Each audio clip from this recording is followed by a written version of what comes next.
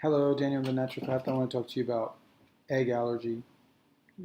Albumin, egg white, different type of allergy, which is very famous. It's very widespread allergy. Most of it's coming from vaccines. Once again, it's coming from the albumin and different things they use in the vaccines, which apparently are used to create a protein structure for the allergy to trigger the system, whatever. But so it makes people allergic to eggs. God's bounty, like the base of all protein, the reference of proteins, now something unhealthy. So that's not true that it's unhealthy. It's just that we've been spun in that direction. Not only our bodies have, but even our minds. So we have to get it all back. And so eggs, most of the eggs you buy today, I can't eat anything that's in the supermarket. There's not even one egg in the whole supermarket I can eat. Even at the farmer's market, I can't eat one egg. Isn't that crazy? There's nowhere I can find the eggs. Like I found some duck eggs. No, I found some goose eggs. And this was just because the farm puts those out there, but they're not really farming the goose. And so they've got like 30, 40 eggs like this. And so that's the best eggs that I've found in the market so far. But those are just like impossible for most people. So you have to order soy-free eggs for online, Pennsylvania, different farms, wherever you can get them.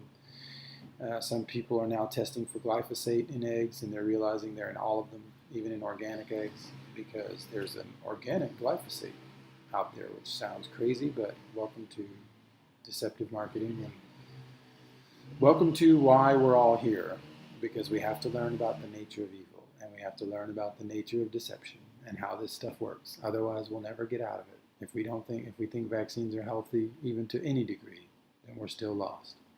We're still lost. They're not healthy at all, and they never have been. The first vaccine, the word vaccine comes from the word cow, and that was developed through the smallpox, and how they developed that through human intuition of seeing how people who worked with cows didn't catch the disease, and then they used the scabs and um, and then they were able to um, use the scabs of the cows as a form of medicine and put that into little pill form, and it's a whole different world than vaccines. It was a human intuition and a power of observation, which was clear, an angelic guided observation that the human saw, and once he saw it, he was able to cure that problem. So there's no power of observation involved in vaccines today, and they haven't been forever, and they haven't cured anything either. And there's no studies showing that they have, but you didn't know that either, because they don't have to do studies on vaccines because they've considered them as a biological agent and therefore don't need to be studied.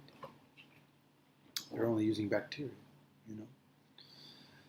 So whatever, we have to wake up from all this.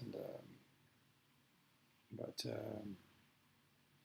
so the best way to overcome this situation with eggs is to find soy-free eggs, glyphosate-free eggs online and have them delivered. And then you can use these eggs, or if you can find a farmer's market where they do it right, you will be paying more. If you're not paying $9 or $10 for a dozen, it's not the right price point. They're still using soy or corn supplementation that has organic glyphosate in it that they're not aware that it has that in it, but it's a corn supplementation that has a few vitamins and things, and every chicken farmer has this, and it's only 5% of the feed, so therefore it's not a big deal. And so yeah, you got to get out of that, and you won't be able to if the price point's not high enough. So you just can't do it. So it needs to be about $8, $9 at least. And then on top of that, then these eggs are much better. Now, even these eggs, because of the quality of the birds that quality of the generations of birds that we've brought along into all this madness as we started to wake up and feed them differently, but we've kind of destroyed their races. So they're trying to get, just like the Americans are trying to get back the body a little bit, those chickens and everything else, the cow, they're all trying to get back their body. So, yeah, some new races would be great. Import, and all that stuff needs to happen, but it's just not allowed to happen yet. But it's coming. So for now, this mess, if you use the eggs properly, you can get it to work. So what do I mean by that? Using custard, for example, mixing raw milk with the eggs, creating that colloidal structure, which culinary magic, which allows for you to absorb properly the milk and the egg protein, strangely, just because they're combined. Even the Romans, I mean, the Romans used to make custards all the time, but they would make custards like, savory, not just, sweet. They went the other direction. I prefer a little bit sweet, just like, some maple or coconut sugar or something like that, but not too much. But like I like to get on the line between sweet and non-sweet, just right on that line, but so these foods have been central, and they should be central for children especially, but for all of us. And eggs can also be used. I've had to use them less often than not. I mean, a lot of times I use the egg yolk. The yolk is the best part, probably, as far as the allergy is concerned. Um, and it's like it helps. You need the choline, you need the cholesterol in there. You need that choline that's in that egg to move the fat around in your body. You're like, oh, I'm gonna get fat. It's like, well, this is actually I mean, have you ever taken an egg and put some olive oil and or butter and tried to put an egg white in there and scramble it all around? It doesn't absorb anything. As soon as you throw the yolk in there, it absorbs all the fat. Well, that's what's happening in the body. It's absorbing it. It's emulsifying it. So don't be fooled. Um, so yeah, eggs daily, plenty. That's the farm. The farm is composed of that. The farm is composed of eggs. It's everywhere. Custard, and, I mean, quiches, and it's just everywhere. There's so many eggs. That's what it was supposed to be. So learning tons of dishes and things like that, but with the right quality, the right stuff. You know. Is there any other tricks we can use? Well, some people, like, you can use raw eggs too. Even the white part can be raw, but typically the best way to use that is like in a raw, a couple eggs inside of like raw milk kind of shake. You put some maybe maple, and this kind of thing can be powerful because the raw egg can help detox. It's not something I would do every day, but it does. It has a power if the eggs are right. But in general, yes, mixing, when you scramble the eggs, you want to really get the white and the yellow to completely come together first to where they protect each other. Yeah, so that's just a little bit on eggs. It's not a big thing, but eggs can be amazing for even weight loss. I mean, people can use eggs to just replace certain proteins at night, in the morning, and in soups and salads and dressing. Egg yolk in some OJ, fresh squeeze, orange Julius. I mean, egg yolks can go in so many things. I use them in tartare, make steak tartare, with egg yolk on top. And, so yeah, with capers.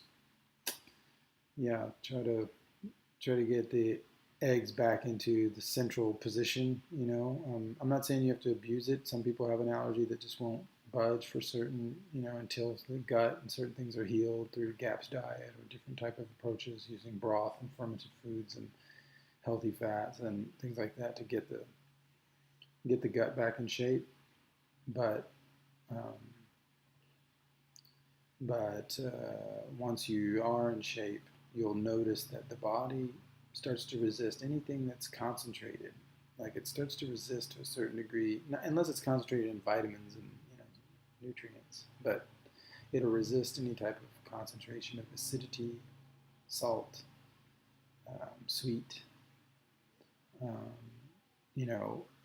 I've even gotten down to the stimulants. Like even chocolate, even pepper, black pepper. Like, it'll get to the point where it becomes completely sober to the body. And it kind of resembles French cooking, which I learned there 15 years. When I would go sit at certain tables in France, I'd be like, where's the salt? Where's the pepper? And the soup would just be, neat. And that was just because that was the way they learned to cook there, is that the vegetables have to speak. And those natural sodiums in the all that speaks. And then you do a little bit of this and a little bit of that at the table maybe. But that's how you test a broth. You taste it as it is first, then you add some salt. So just learning how to be sober, unbelievably sober, with food. Like, was just, I went from eating peppers and all this stuff all the time to like, I never do anymore. I do every once in a while. I'll go to like throw down and I can handle it. And sometimes I'll use peppers, like really bright, vibrant peppers to push something out of the system, etc. But it's more like a weapon. It's not something I partake in all the time. This is a stimulant because we're just like, our metabolism is no longer strong, just like with coffee and everything else. It's like we're trying to stimulate something because we're missing something. If we're not missing it, then it just stays like you're just even kilter. Your energy is always stable. There's no change in it. Which doesn't mean, it doesn't mean you can probably talk for 25 hours and all this stuff and just abuse your system, but like there's just a sober way of doing the whole thing. So anyway, that's just a little bit. There's thousands of recipes on eggs, and tons of them really help the egg to assimilate properly, like quiches. Quiches using egg has been magical because it kind of can, it allows for colloid structure around certain things, and then that allows greater digestibility. So, and just on a side note, you can replace eggs with blood, which I know everybody's like, wow, what are you talking about? But buying like beef blood from the Asian market, which comes from Philippine soils, and using that like same amount of quantity for an egg as the size of an egg, and then in dishes, recipes, cakes, cookies, even chocolates, stuff like that. Like, in Portugal, they put pig's blood mixed with chocolate as a dessert for children, and they eat it, and they don't ever notice anything. So it's not like gross. It's like they're getting the soil back. They're getting real nutrition instead of just a stimulant. There's probably tons of ways to get it to children without having to use chocolate either. But so anyway, those are just some ideas on eggs, and yeah, if I was totally allergic to eggs, I would do the blood route. Like that's another way to get the same sort of colloidal nature, and it has a lot of the same properties. So there is options out there, and most of them are traditional. Go back to your origins of your foods. You're going to find in your ancestors that all of these foods, these blood sausage and black bread, and these things, they were all there. Boudin and stuff. So anyway, not so strange anymore. In a upside down world, the absurd needs to be reinvestigated because that's you gotta walk away from what they tell you about all this stuff. Start going against that grain and moving into like stuff that really works. That's why we've been put away from all these organ meats and all this stuff, and we've pushed them all away from us because we've been programmed to do so. So we have to bring it all back. You're like, how did they program us to do that? Well, do you remember like the mad cow disease? That single-handedly ended a lot of organ meat consumption in the population. They know what they're doing. They've been aiming at these strong points for a long time. They know where the nutrition is and how it can help us. So if they can help us, if they can show a picture of somebody, brushing their teeth with this kind of toothbrush, but never with this kind, then we will hate that one and we'll love this one, and we get switched out. So we have to wake up and be like, wait a minute, we're overlooking stuff. All right, thanks.